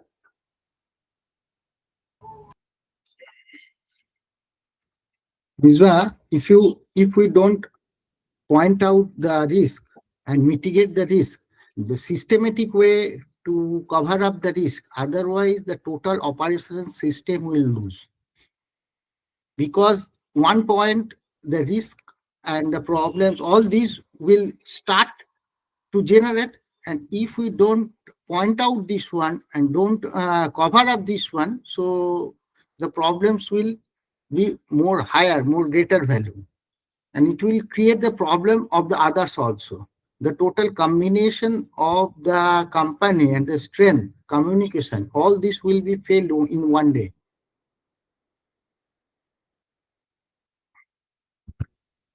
Right. Possible. Also, when we have ERM in place, so there will always be a confusion between responsibility and accountability. So people might think that it is always the responsibility and accountability of the top management and not by the employees if the tone is not set right. Correct. And sometimes people as in our employees might think, okay, it is an extra burden, because they Yeah. are, let's say finance people, we are just running about month end, quarter end, year end, right? We don't need an extra responsibility. So they might take it as a, extra burden. It can be, something unwelcome. Yeah. Now risk management strategy, we have used the, Yeah, sorry, good. saying something. Sorry, go ahead. Yeah, that's it. Yeah. That's it. Thanks. So we have been talking about the risk appetite. We have used this word few times. So what is risk appetite? So risk appetite is coming from two things. First is the residual risk what we have got, and second is the attitude and capacity. Or ideally, first we can say attitude and capacity. What is their attitude? Now, attitude depends on what level of business. If you see a startup, their attitude toward risk is very high because they have to survive. They're ready to do anything to survive. But when the company becomes stable, they have good revenue coming up, stable customers. So their attitude toward risk is a little bit, reduced. They don't want to take a lot of risk because they have something to lose. As a startup, they have nothing to lose and they need to survive. But with the capacity, the situation is opposite. The startup doesn't have a lot of capital. The capacity is low. But the well-settled business like us, we have very high capacity, but the risk attitude reduces. I'm not saying we are not taking risk. We have to take the risk at such a level. But if you compare to a startup, or if you just take general, not our Cewmlator example, the startup risk is too high, or the growing companies, the risk attitude is high, but the capacity is low. For well-established company, the capacity is high, but the attitude toward risk goes down. However, there is a certain example. If you look at Tesla, even if you look anything related to Elon Musk, that guy, the capacity is also high and the risk attitude is also high. So it's very rare, something like that. Then in the appetite, it also depends on the residual risk. What is residual risk? So let's say the likelihood was 7 out of 10. The impact was also 6 out of 10. And we have put some controls and we have reduced both from 7 to 3 and 6 to 3. That is the residual risk. But now we have to see that 10 out of 3, are you ready to accept or not? So usually what will happen, if that 3 is within our risk appetite, we'll accept it. Otherwise not. Risk appetite means, again, if it is within our capacity and attitude, we'll accept it. It's not guaranteed that, okay, we have reduced from 6 to 3. Now let's go ahead with it. No, maybe our acceptable level is only 2 or 2.5. So residual risk should be within the acceptable limit. And now what is our acceptable limit can be lower than Atom. You know what Atom is doing. Or it may be higher than Atom. Who decides that? The board decides that. The risk committee will decide that. Or maybe the shareholder will decide that. Or all of the key stakeholders will decide. Are you getting the point? At individuals also, as individuals also, we have our attitude, then we have a capacity, isn't it? Based on that, we do take risk. What looks normal for one can be considered very risky for another person. Right? Iswa, Yeah. I want to mention over here one point is that actually the big companies, what is their tendency and what they normally is doing, that risk attitude and risk capacity is always continuing with them, because if we follow the life cycle of a product, now they are running with the one product. So one product, it is in life cycle position, it is in growth and maturity position, and another previous product that are in declining positions. So they are leaving one and they are starting with the one. So one another, the second one, whenever it is coming to the maturity and decline position, they are starting the some another product. And always these big companies, they are running through one product to another product, one variant to another variant, one market to another market. So continuously, if you see the today's global market, all these big companies, they are always running with the risk attitude and they are increasing their risk capacities. It is never ending. It is not the one company which is a startup. So it is a very old companies, but they are starting with some new products always. So risk attitude is there with the in the hands of the corporate. Yes, I Maybe. completely agree. I mean, we cannot survive without taking risk. That's not a question at all. However, maybe what we can see, the current scenario, the geopolitical situation, the digitization, the disruption, everything has made industries overall riskier. So what was considered, high risk previously has become a normal risk now. And what was considered low risk doesn't exist. So something like we can talk about. And coming back to the startup and a matured company, so startup has a survival risk if you see. But if a new well-established company, they launch a new product, if that product fails, they can still survive because they have some backing. Like you said, we have certain product in maturity, so they are getting cash flow, right? But if a startup, they have only one product, and if it fails, they are zero. They have to close down, maybe, right? So that's what I was trying to compare. Whereas in our case, in Cewmlator, we have to take high risk. Otherwise, we cannot survive this position. If you are an industry leader, you are the change maker. No, we are standing in a third position in the petrol-based car. We are not in a position that the changing scenario is that it is transforming from the base product to the another product. And that is the risk only. So it may be in the industry, if it will come back, the petrol, and all the government, they are extended their CO2 emission pressure up to 2050. So you will find that the market may come down. So that is also the risk. Right. So as there is a pressure is continuously, most of the companies in India, they have given 2030 is the borderline. And in USA, it was 2035 and like this. So that's why the pressure has created to coming up with the EVs. Otherwise, if all governments will lose the pressure, so automatically the market may change. It is my assumption. Possible. Yeah. So they have mentioned the same thing here. Risk appetite can be defined, the amount of risk we are willing to take. Capacity is what we can bear. Attitude is what the board is ready for it. Sometime what happened, the board of directors have changed. So the attitude of this thing will also take. Yeah, Nazia will do another 10 minutes. We'll finish this chapter and we are done for today. Then factors that affect risk appetite. So risk appetite is affected by the nature of product being manufactured, the need to increase sales, the background, the amount of change, reputation of the company, so many things which is not seen in the front that also affect the risk appetite. And the most important is the background of the individual who are leading the board, the chairperson, the CEO.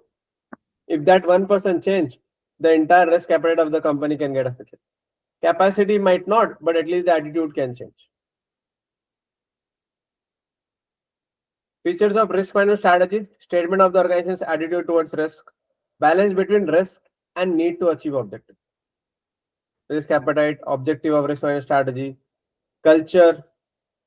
Because whenever we take a lot of risk, change comes in. So if the culture of the organization is comfortable, they're ready to accept change more frequently, then the company can take a lot of risk. Then what are the responsibilities of manager? A reference should be made to the risk management system the company uses previously. Performance criteria.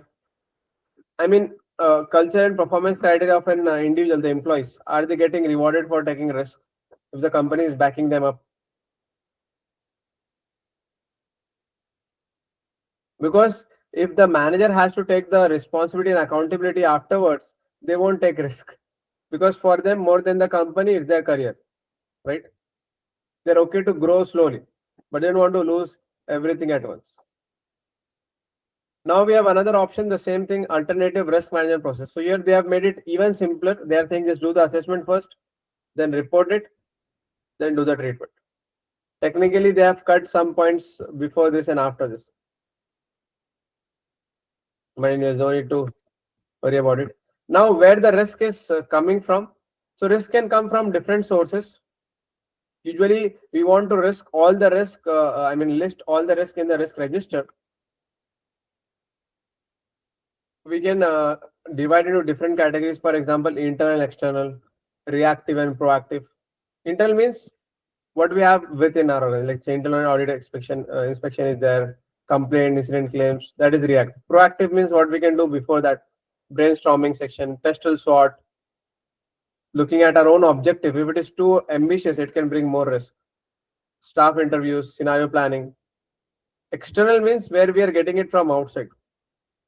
Reactive can be external audit report, customer service. Customer service actually can be a mix of both. Professional bodies recommendation like CIMA, health and safety reports. Proactive, ideally we should be having more of proactive. So what is that? External advisors, shareholders, if you have any compliance, legal requirements, statutory targets, benchmarking with the competitors or within the industry, outside the industry, will get the risk.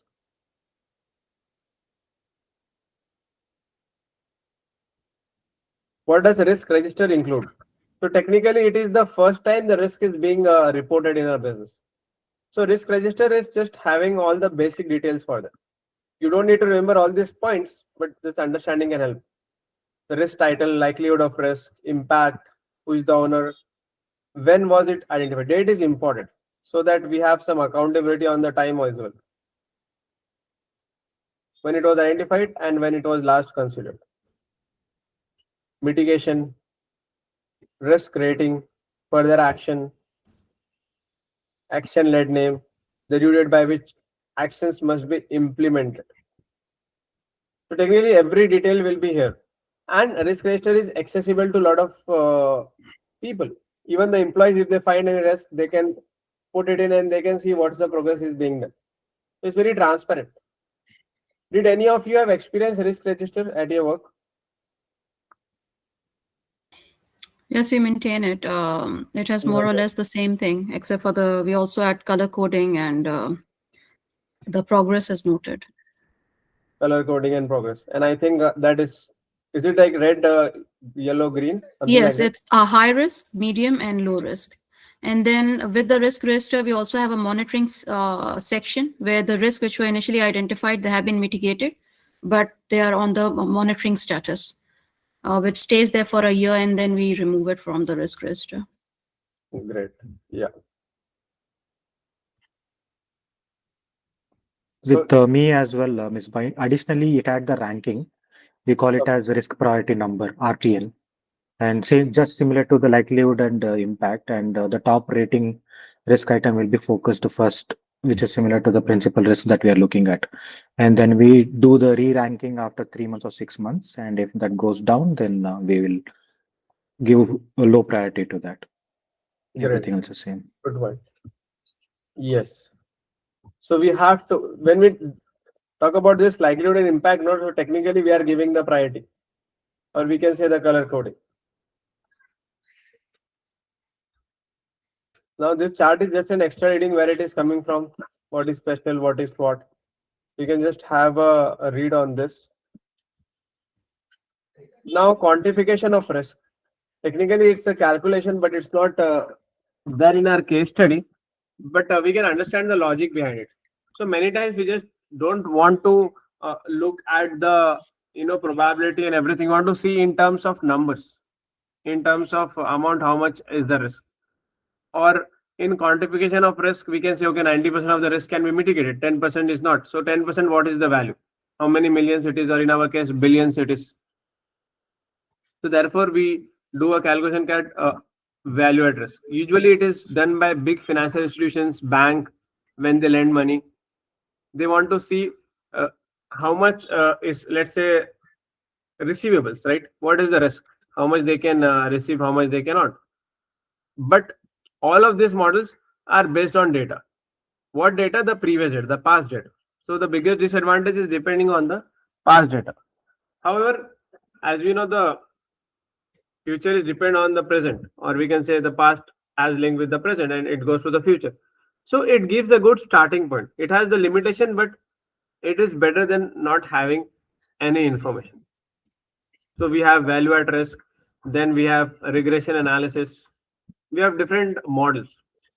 Okay, how we can use this in the answer is in the case study, especially they won't ask directly, but sometimes if something comes up, you know how we can do it in a better way. So you can talk about, we can use quantification tool, risk quantification tool, to get a more precise idea.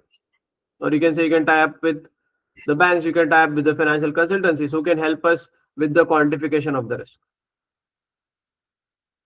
Like if you see, most of the drawback is based on the historical. So Misbah, when we suggest an answer through quantification tools, so value at risk, for example, has a big calculation to it. Now, I think when I went through the individual paper through FLP platform, I did a lot of formulas and explanations being asked, and also there are advantages and disadvantages to them. So should we cover everything while answering it, or how do we do it? No, you don't need to talk about any calculation. If any model comes in, for example, in F3, we'll discuss about business valuation, asset-based valuation, cash flow-based valuation. Calculation is not required. Maybe you can just know the advantage and disadvantage, or maybe a little bit of characteristics. That's it. Okay. However, 99.9% I can say they won't ask you this quantification specific. They have never asked, and I don't think they will ask in this attempt as well. Unless we are a financial institution, maybe they would have. Otherwise, it's okay. You don't need to worry. Then assurance map. Sorry, in assurance map, they're talking about high probability, low probability. So this is like a ranking, or we just talk about color coding. Same thing. First, we'll highlight high probability, high impact. Then it may be low probability, low impact goes in the last. Then we have high probability, low impact risk, low probability, high impact. Technically, you try to put 1, 2, 3, or maybe you can categorize into 4. And let's say we have 20 risks, so we are going 4 risks in the high probability, high impact, another 6 1 here, 2 here, 8 risk there. Understand it, because obviously we have limited resources, limited time, so we want to prioritize on the top one. We are more concerned to retain a senior finance manager and the board member than somebody who just joined us today, right?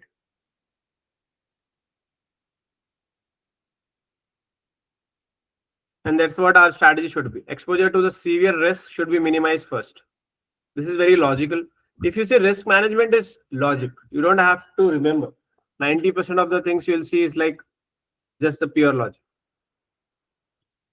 Like exposure to severe risk is minimized, unnecessary risks are avoided, appropriate measures of controls are taken, balance between risk and return. If you're taking return, risk, we should get a good return. For example, if you're going to a new market and we are just getting very small profit, it's not worth it. Maybe we can do a better marketing, and in Duxland itself, we can get that much of return, right?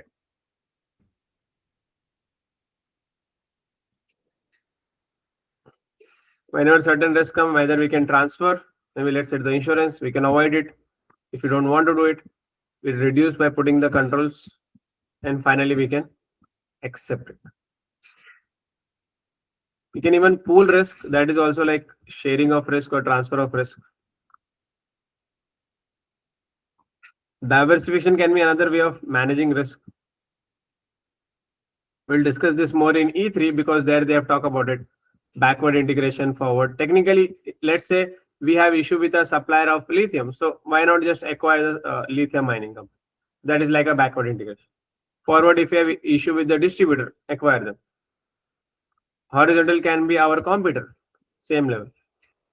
and it So, can Misbah, be in the industry. are you saying that in case of forward integration, so right now we are dealing with the dealers for selling the car. So, should we start our own showrooms? Maybe we can buy some of the dealers. Okay. That is the forward. Just an example. We'll go into detail in this. Okay. It's there in the next chapter also, strategic risk. Then risk cube is the same thing. So if you see the bigger one, it's a gross risk, and the smaller one is the net risk.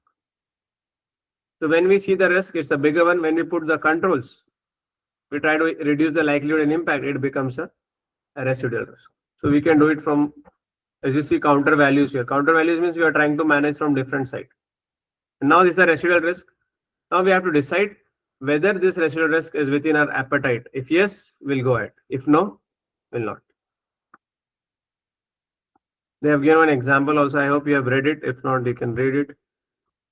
Then the last is risk report. Whatever we are doing, we have to do the report. Reporting to whom? To the major stakeholders. Especially if you are a listed company in UK, you have to do it at least annually. You don't give the confidential information, but you talk about it to the stakeholders. At least you give them an overview what is happening. A systematic review. Take the monitor, the feedback from them. Talk about what the material changes are happening. Talk about your audit work. Talk about what is the gross risk and net risk, how it worked, without giving the confidential information. Why we are doing it? To improve the trust.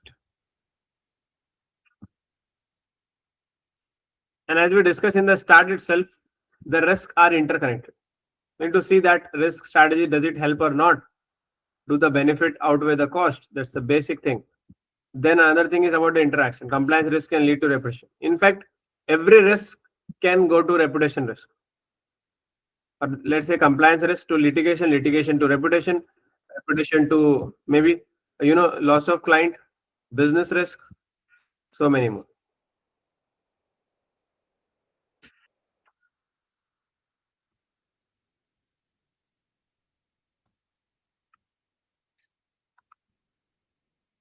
We have roles and responsibilities. Maybe we can discuss this tomorrow. This can be important, so no need to rush on this. Okay. Second chapter was a little bigger.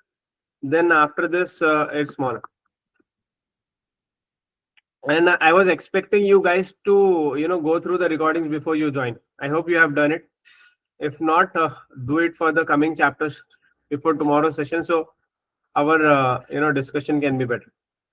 We can do it faster also, and we can take more examples. So Misbah, just a question. So this exercise, what we did for P3, like, are we going to cover the complete chapter, and are we also going to do the similar exercise for F3, E3 as well, or this is only limited to P3? Yeah, we'll do everything. And I'm sure we'll be able to cover in the pending sessions. Yes, that are we can do available, it. right, The before only the support exam. I need from you guys is to come prepared. Yeah. So we can go at a little faster and be more effective. Just to add on this, Misbah, would we, because the exam is in Feb, right? It's 18th. Yeah, 18, 19, 20, I think. Yeah. I think. So is there any kind of timetable or a schedule that we will be covering this so that we can schedule it around it, work and everything? So I've given you access to all the materials. If some of you want to go faster, you have the resources. Let's say P3 we are doing now, tomorrow chapter 3. If you want to go fast, you can go ahead with it. And no, what I mean is there an existing timetable for this, for the sessions? Because we are only having sessions on Saturday and Sunday. So do we know what will be covered in each? yeah, Like how can, many plan sections? that. If you want, we can do that. No problem. I'll come up with the plan and share. Okay. Yeah, I mean, take your time. If it's not there, I mean, I just wanted to see, I mean, if we can. Yes, we'll do it. Main thing is you guys should work on that Excel, because sometimes it depends on how fast the team is going. If I'm being very optimistic and I try to go fast and everyone is lacking behind, that's also the problem if you are too strict. So I'm trying to find a middle way where you guys can also speed up and we are on the same page. Misbah, Yeah. what do you expect from us tomorrow? I expect you to read this notes. If you cannot read entirely, at least, maybe read Yes. chapter 3, 4, and 5. Okay. Or ideally, we can watch the recording. So if 30 minutes is like 90 minutes, it can be done. Mhm. Okay. Of course. So, Misbah, one suggestion, maybe that's because of lack of preparation from our end. So we are more focused on going through the explanation, the understanding of the concept and things, but very less application to the cumulator case study is what I feel. So I'm not sure with others, but then just a suggestion. So how do we speed that up? Or So make sure that you are reading the pre-scene daily, as I told last time also. now in our discussion, I meant. You mean in the application? Yes. Yeah. So if you read it both, if you have understanding of the pre-scene plus the understanding of this, then we have to connect the dots. And wherever you have Okay. problem with connecting, that's where I can come in. Otherwise, you have everything, right? I have given you the recordings, I have given you the materials. So why we are having live session is to connect the dots and apply to the So, scenario. correct. So that's where I'm coming from. Out of 10 places, at least 4 to 5 you can do, and remaining 5 places I can help. Yes. If you're No, but expecting in to our do class everything right all now, 10 in I'm the saying session, it can be now. difficult. No. My point was right now in our class, I'm saying, Mhm. so we are looking at more of understanding the concept and very less of application to cumulator case. So that can we speed it up is what I No, we are applying, I believe, and the more explanation when you make that list. So the easiest way, as I discussed, Okay. risk is coming up with the top 50. Okay. That is 100% application, isn't it? Okay. I hope you are working simultaneously. Yes. Yeah. So that is 100% application. Okay. Understood. That helps. Yeah. Misbah, I have one point to know why we are going with the cumulator case only.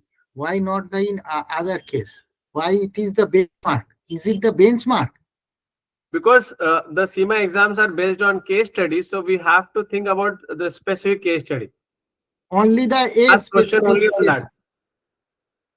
So why? My question is why only this is case study? Why not the others? Whether this case study will cover the all in the forthcoming examination? Yes, this is the only case study that is required for us. Okay. Got it. You have to So just that's master one case study. That's it. okay.